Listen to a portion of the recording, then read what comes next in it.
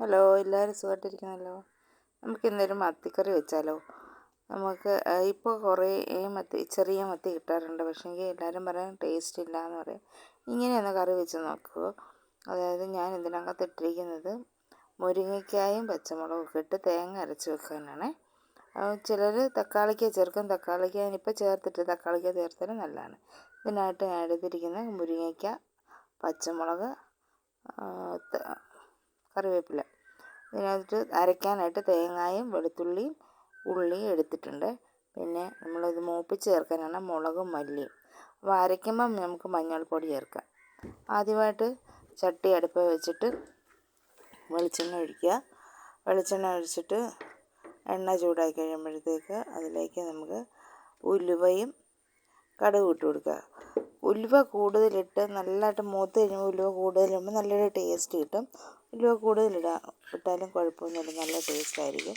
അപ്പോൾ ഉലുവ ഇട്ട് പൊട്ടിയ ശേഷം നമുക്കതിലേക്ക് കടുകും ഇട്ട് പൊട്ടി കഴിയുമ്പോഴത്തേക്ക് കടുകിട്ട ശേഷം നമുക്കതിനകത്തിട്ട് കറിവേപ്പില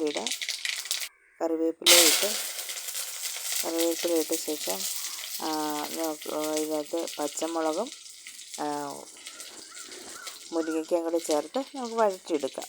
അപ്പോൾ അത് വഴറ്റുന്ന സമയത്ത് നമുക്ക് തേങ്ങയും എടുത്ത് വെച്ചിരിക്കുന്ന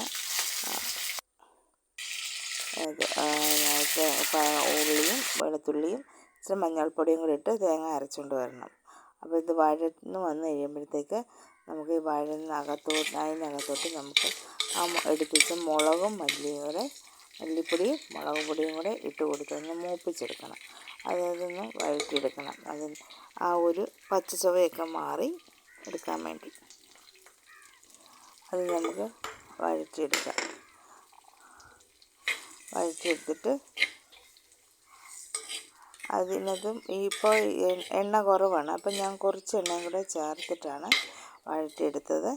അപ്പോൾ കുറച്ച് എണ്ണയും കൂടെ ചേർക്കുമ്പോഴത്തേക്ക് ആ മുളകെല്ലാം കൂടെ അതിനകത്ത് യോജിക്കാനുള്ള മുളകും കൂടെ എല്ലാം നല്ലതായിട്ട് വഴന്ന് വന്നിട്ടുണ്ട്. അപ്പോൾ നമുക്ക് ആ അരച്ചുകൊണ്ട് വന്നത് തേങ്ങയും ഉള്ളിയും വെളുത്തുള്ളിയും മഞ്ഞൾപ്പൊടിയും കൂടി ഇട്ട് അരച്ചുകൊണ്ട് അരപ്പ് നമുക്ക് ഇതിനകത്തെടുത്ത് ഒന്ന് വഴറ്റിയെടുക്കണം.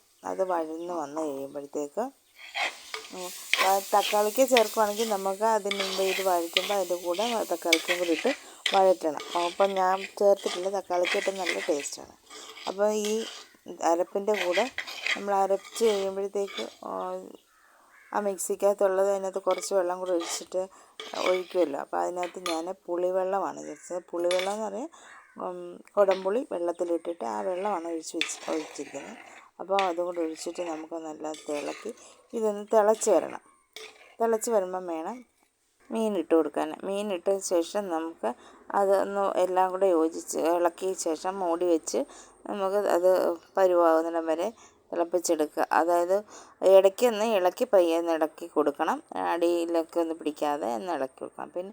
പിന്നെ അതുപോലെ തന്നെ ഇത് നിങ്ങൾ കണ്ടുകൊണ്ടിരിക്കുന്നത് ആരെങ്കിലും സബ്സ്ക്രൈബ് ചെയ്യാതെ കാണുന്ന ആരെങ്കിലും ഉണ്ടെന്ന് സബ്സ്ക്രൈബ് ചെയ്ത് സപ്പോർട്ട് ചെയ്യണേ. പിന്നെ ആ ബെല്ലൈക്കണിൽ ഒന്ന് ക്ലിക്ക് ചെയ്ത് ഓൾ എന്ന ഓപ്ഷനിൽ ഒന്ന് എനേബിൾ ചെയ്യുക. ഇത് നിങ്ങൾ ഇതുപോലെ ഒന്ന് ചെയ്ത് നോക്കുക. നല്ല ടേസ്റ്റാണ് മീൻ കറി വെക്കാനായിട്ട്. അപ്പം ഇതിൻ്റെ നമുക്ക് മീനെല്ലാം ഇട്ട് കൊടുക്കാം. പിന്നെ മീൻ ഇട്ട് കൊടുത്തിട്ട് ഇളക്കി കറി പാകമാകുന്നിടം വരെ നമുക്ക് അത് തിളപ്പിച്ചെടുക്കുക. അപ്പം ഇത് കണ്ടുകൊണ്ടിരിക്കുന്ന എല്ലാവരും ഇഷ്ടപ്പെട്ടെങ്കിൽ ഒന്ന് ലൈക്ക് ചെയ്യുക, കമൻറ്റ് ചെയ്യുക.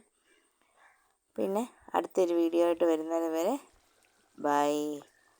Thanks for watching.